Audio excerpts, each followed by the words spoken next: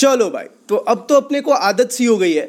मतलब अपनी कोई भी पिक्चर शुरू होने वाली हो और उससे पहले दुनिया भर के हुतियाप ना हो, वो ऐसा हो ही नहीं सकता है। मतलब इतने ट्विस्ट एंड टर्न्स, इतने कन्फ्यूजन्स अब्बास मस्तान की फिल्मों में नहीं होते हैं जितनी अपनी कोई भी पिक्चर शुरू होने से पहले होते हैं। मतलब द बुल की बात कर रहा हूँ, हमेशा का ही है। अभी द बुल को लेके दुनिया भर के रीजंस दिए गए, उसके डीले की वजह बताए गए, उसके पोस्टपोन्ड होने की वजह बताए गए, जिसमें से जितने भी रीजंस दिए गए ना, वो मैक्सिमम रीजंस मोस्टली सारे के सारे जस्टिफाइड थे। अब वो इंडिया मालदीव्स का कॉन्फ्लिक्ट हो या फिर आप कहो कि डायरेक्टर को ज़्यादा टाइम चाहिए था, प्रोड्यूसर को ज़्यादा टाइम चाहिए था, जो कुछ भी है सब कुछ जस्टिफाइड है। बट आज जो है एक नई चीज़ आई है, एक नया ट्विस्ट आया है और एक महा फालतू आर्टिकल आया है बॉलीवुड हंगामा की तरफ से। मैं सीधा बोल रहा हूँ, मैं ऐसे रबिश आर्टिकल्स को कॉल आउट करूँगा ही। और ये वीडियो आपको देखना ज़रूरी है और एंड तक इन सारी बातों को सुन के समझना ज़रूरी है, क्योंकि बहुत बार मोस्टली ऐसा होता है ना, हमने पहले भी देखा है कि कोई भी पिक्चर जो अनाउंस हो जाती है मीडिया की तरफ से या फिर सलमान भाई की तरफ से, और वो पिक्चर नहीं बन पाती है, किसी भी रीज़न से शेल्व हो जाती है या फिर कुछ भी होता है ना, तो बिल जो है वो सलमान भाई के नाम पे फटता है। और जितने भी फैंस हैं वो उंगली उठाते हैं सलमान भाई के ऊपर कि सलमान भाई की वजह से ही फिल्म जो है वो नहीं बन पाई, जो कि बहुत ही ज़्यादा गलत है। ये बर्दाश्त नहीं करी जाएगी चीज़। अभी आगे चल के मैं आपको एक इंशाल्लाह का भी एग्जाम्पल देके समझाऊंगा कि कैसे ये पीआर वाले जो है ना, वो लोगों का ब्रेन वॉश करते हैं गलत इन्फॉर्मेशन देके। मतलब इसको आप कह सकते हो कि एक तरीके का लाइबल ही है, जहाँ पे गलत इन्फॉर्मेशन डाल देते हैं जो कि सच नहीं होती है, और वो एक मिसकंसेप्शन जो है वो क्रिएट कर देता है, लोगों के दिमाग में गलत ओपिनियंस दे देता है, जो कि हमेशा सलमान भाई के साथ होते आया है। हमेशा मीडिया वालों ने, पीआर वालों ने गलत गलत स्टेटमेंट्स गलत तरीके से जो है कन्वे कर दिया है, पोर्ट्रे कर दिया, और बाद में उंगलियां सलमान भाई पे ही उठती हैं। बट फिलहाल द बुल की बात करते हैं कि यहाँ पे क्या हुआ है। देखो, बॉलीवुड हंगामा की जो रिपोर्ट आई है ना, उसकी जो आर्टिकल आई है, उसमें उन्होंने ऐसा बताया है कि उन दोनों के बीच में, सलमान भाई और करण जौहर के बीच में एक फाइनेंशियल इशू है, जिसकी वजह से फिल्म जो है वो डिले हो गई है। वो क्या है वो मैं आपको आसान शब्दों में बताता हूँ। देखो, करण जौहर ना सलमान भाई को बैक इन डील पे साइन करना चाहते थे। अब बैक इन डील क्या होता है ना, कि कोई भी आर्टिस्ट है, एक पहले समझाता हूँ कि एक कॉन्ट्रैक्ट बनती है, ठीक है, पेमेंट की कॉन्ट्रैक्ट बनती है, और वहाँ पे ऐसा डील होता है कि जो आर्टिस्ट है वो फिल्म शुरू होने से पहले कुछ भी चार्ज नहीं करेगा, फिल्म की रिलीज तक कुछ भी चार्ज नहीं करेगा। जो भी उसकी जो रेगुलर फीस होती है, जो वो प्रोड्यूसर से लेता है कोई भी फिल्म करने के लिए, वो पहले पैसे बिल्कुल भी नहीं होगा लेगा। एक कॉन्ट्रैक्ट बनेगी जिसके अकॉर्डिंग वो पिक्चर जब रिलीज हो जाएगी और उसकी जो प्रॉफिट होगी, उसमें से कुछ परसेंटेज जो है वो इस आर्टिस्ट को मिलेंगे। फॉर इंस्टेंस, अगर आप पठान की बात करो तो शाहरुख खान की जो है वो भी, शाहरुख खान ने भी बैक इन डील पे ही वो फिल्म साइन की थी। उसने कोई भी रेगुलर फीस नहीं ली थी वाईआरएफ से, आदित्य चोपड़ा से, जो प्रोड्यूसर थे फिल्म के। एक 60% का प्रॉफिट पार्टिसिपेशन का जो है वो कॉन्ट्रैक्ट बना था, जहाँ पे फिल्म के रिलीज के बाद जितनी भी फिल्म की प्रॉफिट हुई थी, उसमें से 60% शाहरुख खान ने जो है वो कमाया था, वो उसको मिली थी।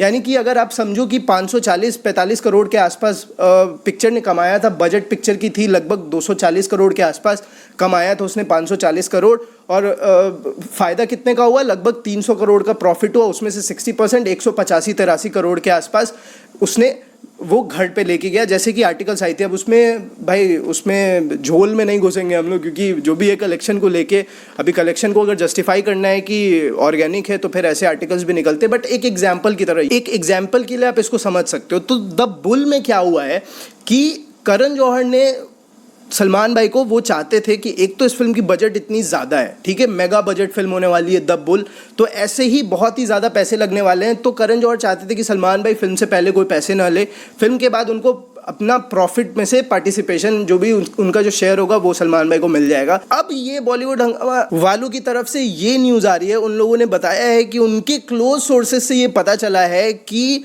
सलमान भाई जो हैं वो अपफ्रंट मनी मांग रहे हैं द बुल के लिए, क्योंकि सलमान भाई कोई लॉस नहीं चाहते हैं। अपफ्रंट मनी का मतलब ये है कि पिक्चर शुरू होने से पहले ही वो पैसे ले लेंगे। भाई देखो, ये कोई 90s का समय नहीं है, ये कोई 2010-12 की बात नहीं हो रही है यहाँ पे। ये चीज़ें जो है ना, महा घटिया, वाहियात और चीप चीज़ें हैं। ऐसी चीज़ हो ही नहीं सकती। ये मैं मानूंगा ही नहीं कि सलमान भाई पैसों की वजह से इस फिल्म को डीले करवा रहे हैं। मतलब भाई, किस बात की कमी है भाई। और दूसरी चीज़ मैंने ये भी सुना है कि सलमान भाई को प्रोड्यूस भी कर रहे हैं। सलमान खान फिल्म जो है SKF वो को प्रोड्यूस भी करने वाली है दब्बुल को, तो धर्मा प्रोडक्शन के साथ SKF भी होने वाली है, तो वो खुद प्रोड्यूस कर रहा है, वो खुद पैसे लगा रहा है और उसको पहले ही पैसे चाहिए होंगे करण जौहर से। ये कितनी सेंसलेस चीज़ है और इलॉजिकल चीज़ है, बिल्कुल फेक चीज़ है और ये हमेशा से होता है। इसीलिए मैंने बोला था कि आपको एक इंशाअल्लाह का भी एग्जाम्पल देके समझाऊंगा। वहाँ पे क्या हुआ था, पिक्चर शेल्व हो गई थी, ठीक है, पिक्चर ऑन फ्लोर्स जाने वाली थी, एक दिन पहले ये न्यूज़ आ गई कि वो पिक्चर जो है पोस्टपोन्ड हो गई है। चीज़ क्या थी वहाँ पे, पहले ये न्यूज़ आई क्रिएटिव डिफरेंसेस, जो कि मान सकता हूँ, जो कि जस्टिफाइड है। क्रिएटिव डिफरेंसेस डायरेक्टर्स और एक्टर्स के बीच में हमेशा से होते आई है और उसकी वजह से फिल्में शेल्व होती है, वो कोई नई चीज़ नहीं है। बट बाद में क्या हुआ कि PR की तरफ से ये आर्टिकल्स आने शुरू हो गए कि नहीं भाई फाइनेंशियल इश्यूज थे सलमान भाई के एंड से। ये बात मानने वाली है क्या कहीं से भी? अभी आलम ये है, मैंने पहले भी बोला था कि इंशाल्लाह अगर इतनी ही अच्छी स्क्रिप्ट होती उसकी तो उसको शाहरुख खान, रणबीर कपूर, ऋतिक रोशन ये सब रिजेक्ट नहीं कर देता।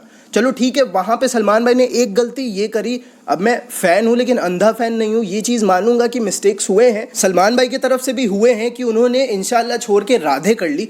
किसी भी दिन अगर इंशाल्लाह की स्क्रिप्ट उतनी खास नहीं भी होती ना, फिर भी राधे से तो बेटर ही होती। Bhansali is a big director भाई, उसकी फिल्में अलग ही लेवल की होती है, फिर चाहे वीक स्क्रिप्ट के साथ ही क्यों ना बनाए, बट वो फिल्म जब भी आती तो राधे से तो बहुत ही अच्छा करती, वो खैर अलग चीज़ होती है। बट ये जो चीज़ें आ जाती है ना, फाइनेंशियल इशू और ये सारी चीज़ें, ये भाई बहुत ही कॉन्फिडेंशियल मीटिंग होती है और उसमें कैसे कोई आर्टिकल, कोई भी मीडिया वाला वहाँ से चीज़ निकाल लेगा कि उनके बीच में जो मीटिंग्स हो रही है पैसों को लेकर फाइनेंशियल डिसीजंस जो लिए जा रहे हैं और नेगोशिएशंस वाले डिसीजंस जो लिए जा रहे हैं, उसको कैसे कोई निकाल लेगा कि सलमान भाई पहले पैसे मांग रहे हैं, करण जौहर चाहते हैं कि सलमान भाई बाद में पैसे ले एज इज रीम्यूनरेशन।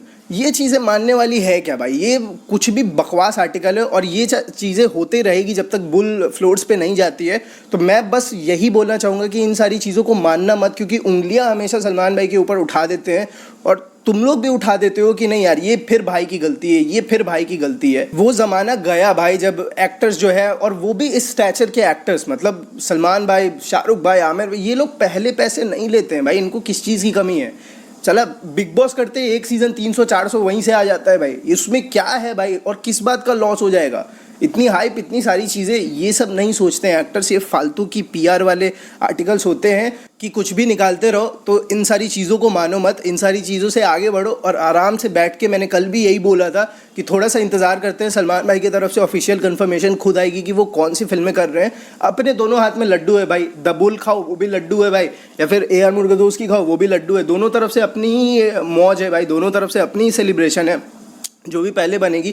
बट ये फालतू के PR आएंगे ना तो मैं इसको कॉल आउट कर दूंगा, ये बर्दाश्त से बाहर है। सलमान भाई के अगेंस्ट कुछ भी नहीं सुनूंगा, चाहे कहीं से भी कोई इतना भी तिनका भड़का भी बात आएगा ना, वो भी अगर नहीं डाइजेस्ट हो पाएगा तो उस पर बात करूंगा ही। और आप लोग को ये बताना ज़रूरी है कि हमेशा सलमान भाई के ऊपर उंगली मत उठाया करो, ठीक है? ये PR की नौटंकी होती है, उन सारी चीज़ों को इग्नोर करो। काहे को भाई पहले पैसे चाहिए होंगे भाई, ये बेकार की बात है। आराम से वो अपना रिम्यूनरेशन ले लेंगे ना भाई, अपनी पिक्चर रिलीज़ होने के बाद प्रॉफिट में से लेते हैं वो हमेशा से, और ऊपर से को प्रोड्यूस कर रहे हैं।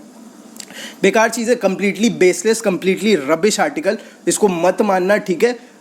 रीजंस वही हैं, डायरेक्टर को टाइम चाहिए है, प्रोड्यूसर को टाइम चाहिए, प्री प्रोडक्शन में टाइम चाहिए है, रिसर्च और प्रिपरेशन करना है भाई सही तरीके से, और ऊपर से इंडिया मालदीव कॉन्फ्लिक्ट, ये सारी चीज़ों को समझो और बस आगे बढ़ते हैं। जो भी आने वाला होगा वो आ जाएगा, और ऐसी चीज़ें आएगी तो उस पर आके सबसे पहले मैं आपके सामने बैठ के बात करूंगा और आपके कन्फ्यूजन्स क्लियर करूंगा। तो आई होप आपको ये वीडियो पसंद आई होगी। मिलते हैं अगली वीडियो में, तब तक के लिए जय हिंद।